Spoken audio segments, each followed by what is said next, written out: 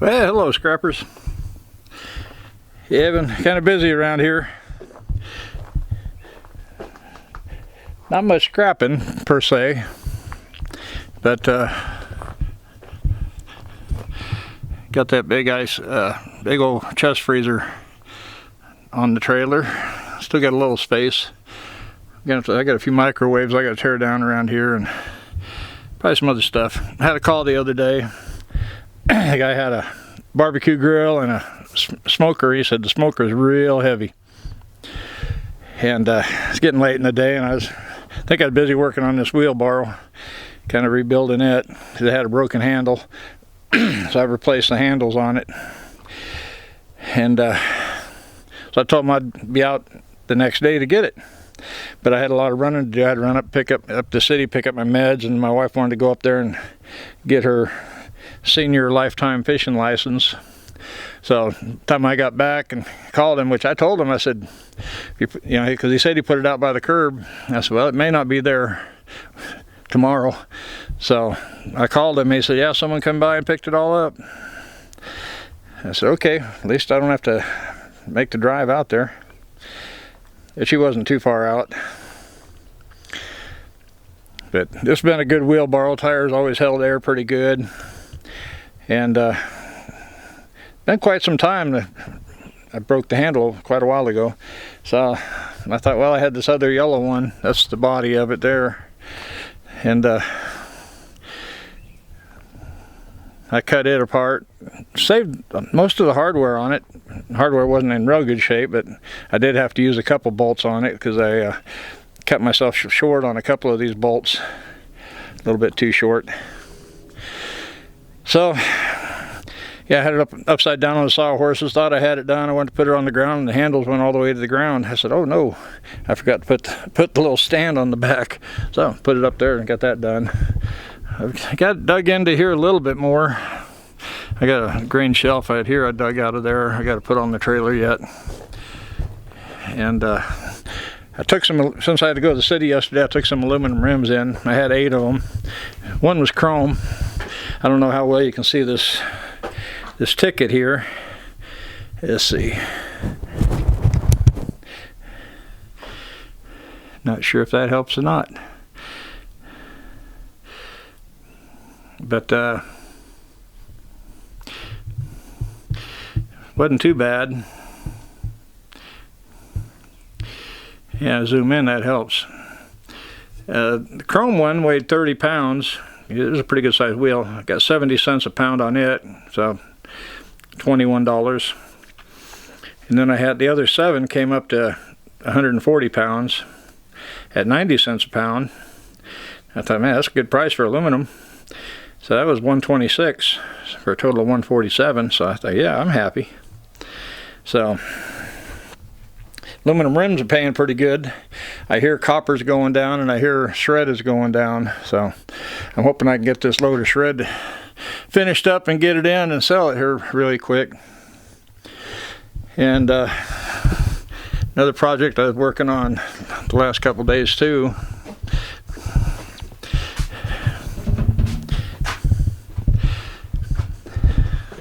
Right now I just have my solar panels leaning up there. I may have to get out here in the morning and lay them down flat because they're talking severe storms again. But I cemented in some poles here. And the plan is to put on the front tube, put a 2x4 crossed down kind of low and then put one up a little higher.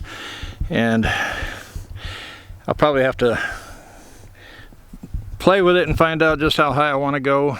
And that'll kind of define the angle that they're at, which this time in the afternoon right now not going to get much sun. I probably should have moved these 2 poles forward 6 inches or something like that, kind of offset it a little better, but it'll get sun most of the day.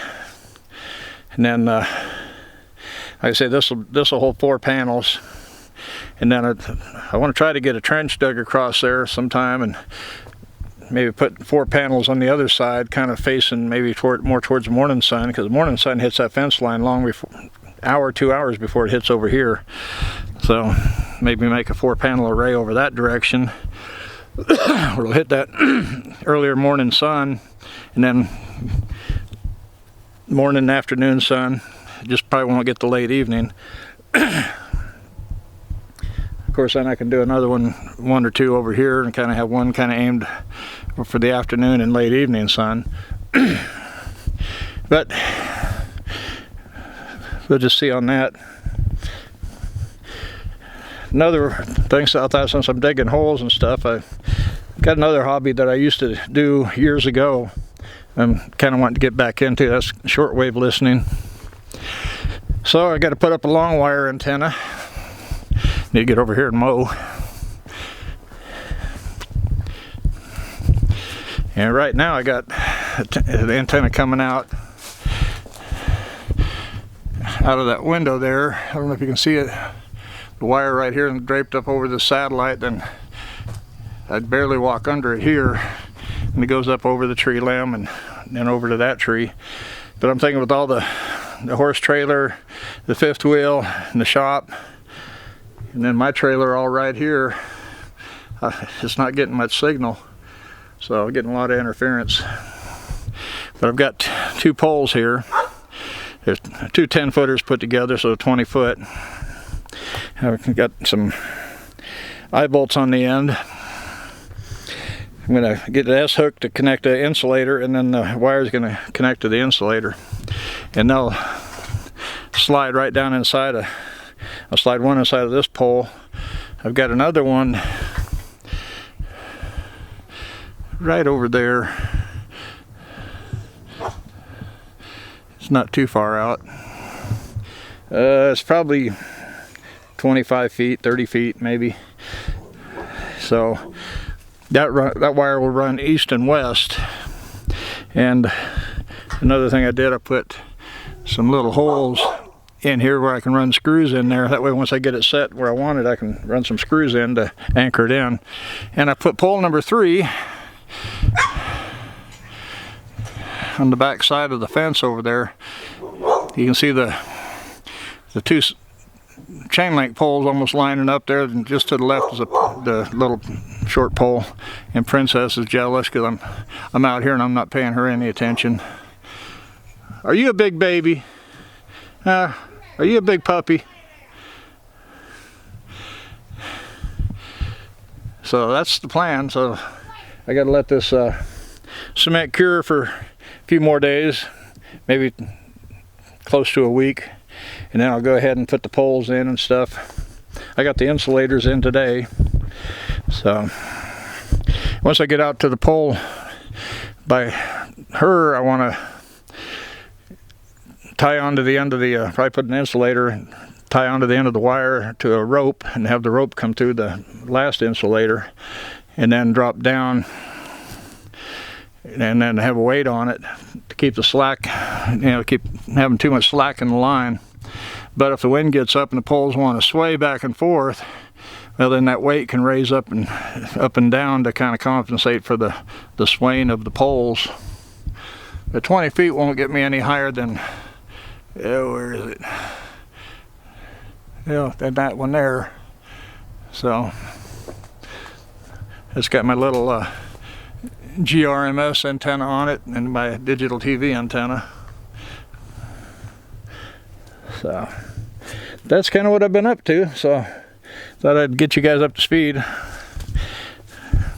I'm a few days late on a video anyway. I should have done this video yesterday. I need to get this stuff put back in here so that keep them out of the weather. Just an old metal cabinet I picked up, the scrap. Yeah, not everything goes to the scrap yard. I use a lot of stuff, but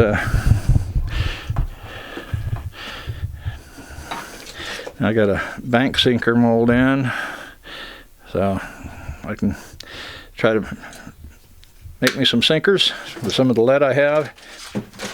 And that die cast is almost as heavy as the lead, so let me set the camera down here for a moment. I'm going to open this bag up.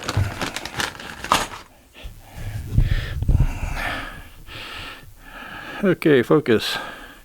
Where are we at? There we go. But this is the insulator I got, so I can tie the wire to one end and S-hook or whatever I need to the eye bolts. I'll have to kind of figure that out as I go along. I've got the weight I want to use. I've got some 16 gauge speaker wire that I'm going to use for the wire. On Walmart's website they had 16 and 14, but at the store they only had the 16. I've got this weight right here. I don't know what it weighs. I'll probably have to cut this hook off. Yeah, let's turn the scale on and see what it weighs. But I want enough weight to keep the wire tight, but not enough to where it's going to break it. Okay, it's about a 2-pound weight, so that's not too shabby. Yeah, I'll cut that off and then put an S-hook on there. I think I got a package of S-hooks around here. Or get some small carabiners or something like that on there. But I'll probably show that in a future video. I don't know if any of you guys ever listen to shortwave, but it can be kind of interesting sometimes. You listen to like Voice of China, Voice of Korea, or some of these places and see what they're saying about what's going on over here. Totally different perspective from what we hear on the local news here. And you know how the news is, they just tell you what they want you to know. So they don't tell you the whole story. So anyway, it's the 3rd. I haven't got a call on the ad yet, but I was kind of wondering about that anyway, the way they placed that ad in there with part of it, and part of the ad, then the line going through it, like that was the end of the ad, and no phone number. And then down below you got, you know, where it says Blanchard, Bridge Creek area, and then the phone number. In fact, that's a totally separate ad. I don't know why they did it that way, but that's not the first time they've screwed it up. But it's free ad, so it is what it is. If things don't get busy, I'll just throw a copy of my business card on some of the local Facebook groups. Pick stuff up locally here. So I want to thank you guys for watching. I still got to pick up that cord out there. And we'll see you guys in the next video. So you guys take care and happy scrapping.